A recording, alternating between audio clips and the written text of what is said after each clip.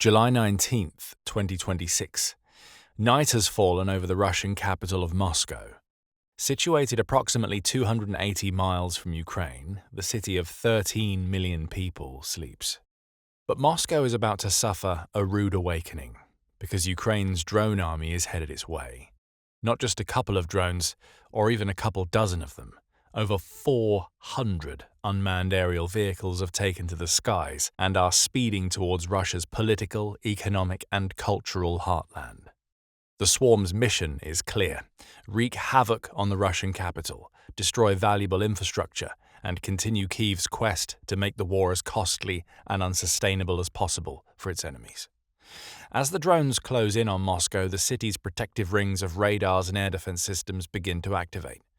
Missile systems such as the Pantsir S-1 burst into life.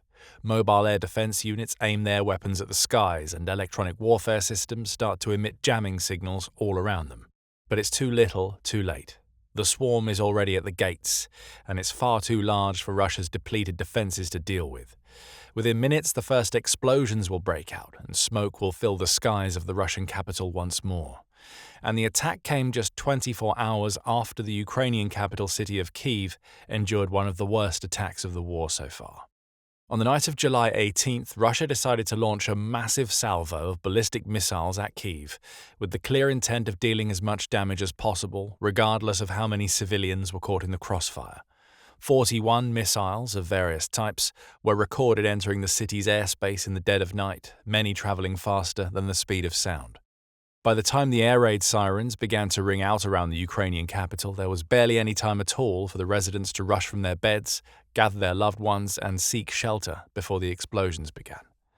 The speed and maneuverability of the missiles, combined with the sheer number of them, made it incredibly difficult for Ukraine's air defenses to deal with the attack, which also involved a reported 125 Russian drones.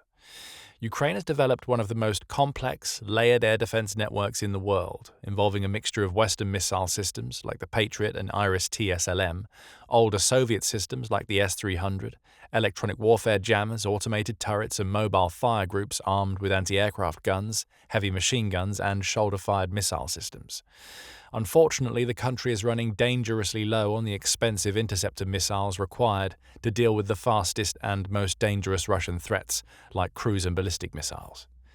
So while the Ukrainian military was able to take down the vast majority of the UAVs, eliminating 108 out of 125, it could only stop less than half of the missiles, 18 of them to be exact.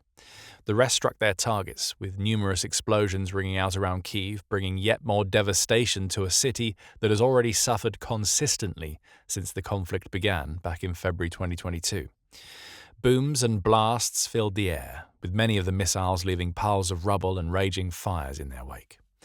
Impacts occurred in several of the city's districts, with residential buildings, warehouses, a dormitory, and a supermarket all among the structures damaged during the night, according to Kyiv's mayor, Vitali Klitschko. A metro station close to the city centre was also damaged, and a nearby underground pedestrian passage caved in, leaving nothing but a pile of rubble for rescue workers to sift through. Approximately 600 of those workers, as well as medics, police officers, and other emergency personnel, were called out in the aftermath of the attack to put out fires, clear debris, save trapped civilians, and provide urgent medical care for those in need. Ukraine's President Volodymyr Zelenskyy later reported that at least one person had been killed, with 16 others injured and several in a serious condition. Andriy Sybiha, acting foreign minister of Ukraine, stated that this was the biggest missile barrage Kyiv had endured since the war began, and the capital city wasn't Russia's only target. While the fires were still burning in Kyiv, Russian drones and bombs were also striking other cities and regions around the country. There were reports of attacks in Zaporizhzhia, where one person was killed, and Kherson, where two were killed, including a 75-year-old woman.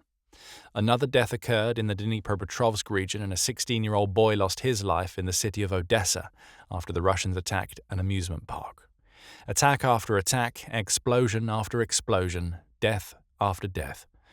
Russia's relentless assault continues unabated, but Ukraine no longer has to simply sit and take it. It now has the weapons to hit back deep into Russian territory, repaying the Kremlin for every attack.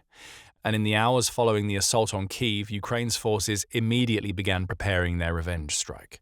After suffering such an immense attack on its capital, Ukraine was eager to retaliate with a similar strike on Moscow. So over the course of July 19th, while rescue workers were still busy in the streets of Kyiv, Ukrainian drone crews prepared a huge swarm of UAVs, made up of various models, including decoy drones and long-range one-way strike units like the Firepoint FP1. And once the sun had set, the swarm was unleashed under the cover of darkness. Hundreds of Ukrainian drones took to the skies from various locations, and while the vast majority sped towards the Russian capital, Ukraine's commanders didn't focus exclusively on Moscow. They also wanted to ensure that they didn't overlook other locations and targets that were just as important, if not more so.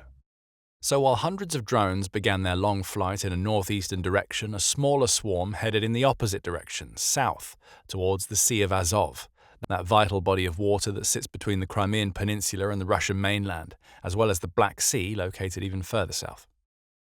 Russian Shadow Fleet vessels have operated extensively in these bodies of water, illegally exporting oil and other commodities to bring much-needed money into the Kremlin's coffers, while also delivering vital supplies to the occupied peninsula. But recent weeks have seen Ukraine focus on disrupting the fleet's operations, damaging and even sinking numerous tankers, cargo ships and other vessels as they attempt to traverse the seas. And on the night of July 19th, more ships were about to experience the very same fate. Operating under the leadership of Unmanned Systems Forces Commander Robert Magyar Brovdi, Ukrainian FPV drone pilots guided their kamikaze UAVs towards their targets. Traveling at high speeds and equipped with thermal cameras to easily pick out the various vessels spread out across the water, the drones had little trouble homing in on the Russian ships, which were far too large and slow to carry out any kind of evasive maneuver. What's more, apart from a few armed guards dotted across the decks, these vessels also have no real way to defend themselves against drone strikes. Ukraine's drones locked on and zoomed towards the ships. The first explosion rang out, sending ripples across the water. Crews and captains on board the other vessels heard the impact and saw the flames, but had no time to turn around. Knowing they were next in line, all they could do was wait and brace for impact. Another ship was struck, then another, and another, with Ukraine's drones specifically targeting the most important parts of each vessel, blowing holes in their hulls and starting fires in their superstructures, leaving them stranded and smoking as crews sprinted for the lifeboats. By the time the dust had settled, 7 vessels in total had been damaged by the drones. That brought the grand total of Shadow Fleet ships attacked by Ukraine in July up to an astounding 183. In the aftermath, Russian officials decided to suspend shipping operations in the Sea of Azov, which will have a direct impact on the country's finances as it's no longer able to transport oil and crops through this waterway to its international buyers. And while smoke was filling the skies above the seas, more Ukrainian drones were about to rain down hell on another important target back on dry land. Miles inland and far from the unfolding chaos in the Sea of Azov, a swarm of Ukrainian drones was making its way to the Russian-controlled part of the Kherson region. Controlled by a team of operators with the security service of Ukraine's Alpha Special Operations Center, the drones weren't simply scanning the area for any random Russian assets they could damage or destroy. They had a very specific target in mind, and every single one of them was headed straight for it. That target was a coordination center of the Russian Federal Security Service, or FSB, the modern-day successor to the infamous KGB of the Soviet Union. Set up in an old boarding house facility that had been repurposed by Russia after their military had claimed control of the area, the center reportedly houses up to 100 servicemen and FSB officers at any given time. It's likely that dozens were in the building, sound asleep in the early hours of July 20th, as Ukraine's drones approached. They thought they were safe, and they had good reason to think that way, as the center was heavily guarded. According to Ukraine's own security service, there were multiple armed guards present at the facility, keeping an eye out for any incoming threats. Russian forces had also set up checkpoints in the surrounding area, which were operational at the time of the strike, as well as barriers and underground shelters that soldiers and officers could retreat to if there was any suspicion of an imminent attack. The fact that Russia dedicated so many resources to defending this location shows how important it is.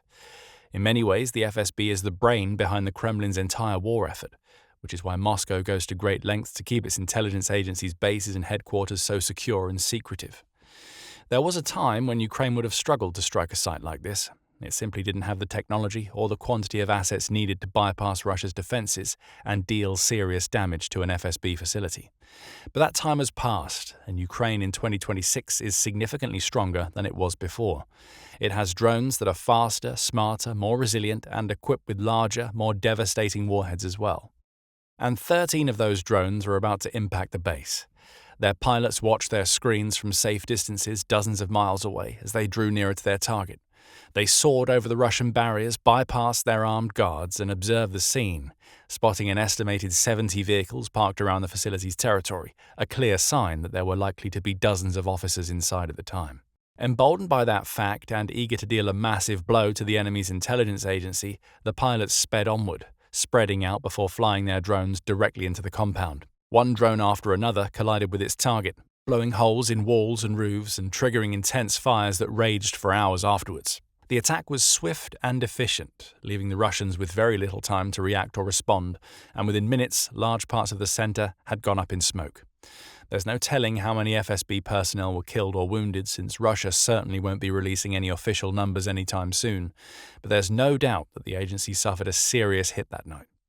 But the biggest part of Ukraine's drone strike was still about to unfold several hundred miles north, in what was supposed to be the safest city in Russia. While small pockets of the larger drone swarm had veered away and successfully struck their targets in the Sea of Azov and occupied Kherson, the majority of the 400-strong UAV army beelined directly for the Russian capital. As they entered the city's outer limits, some of the drones were taken out by Russian defenses. Some had their signals jammed by the Kremlin's latest electronic warfare systems. With their communications and navigational systems disabled, they spiraled out of the air and down to the ground below. Others were shot down by interceptors and ground teams. The swarm was slowly and gradually depleted, but it was far too big for Russia to eliminate in its entirety, and many of the UAVs made it past Moscow's outer ring of defenses before splitting up and heading towards their own specific targets. Some of them rushed towards the industrial Moscow suburb of Podolsk, situated just 25 miles south of the Kremlin itself, and struck a major oil depot. This type of location has become a common target for Kyiv's drones as Ukrainian forces seek to deal heavy damage to Russia's energy infrastructure, a major pillar in the country's economy. The more oil depots, refineries, and pipelines Ukraine can damage or destroy, the more money Russia will lose and the harder it will be to keep the war going, and the Podolsk depot was the latest in a long series of targets to fall. Local residents were roused from their sleep by the sounds of sirens and explosions, with many grabbing their phones and rushing to the windows to capture the unfolding chaos on camera. Footage and images shared online in the subsequent minutes showed a scene of devastation, with thick black plumes of smoke rising up and filling the city's skies, and a local logistics center was hurriedly evacuated out of fear that more drones were headed right for it. Further east, the city of Domodevo, home to one of Moscow's major airports, was also about to feel the full wrath of Ukraine's unmanned systems forces, as their drones soared through the skies and rained down on another important logistics location, the Yuzhnaya Vrata Industrial Park. There, Ukraine's drones sparked several fires and explosions, with one of their primary targets being a warehouse belonging to the Wildberries retail giant.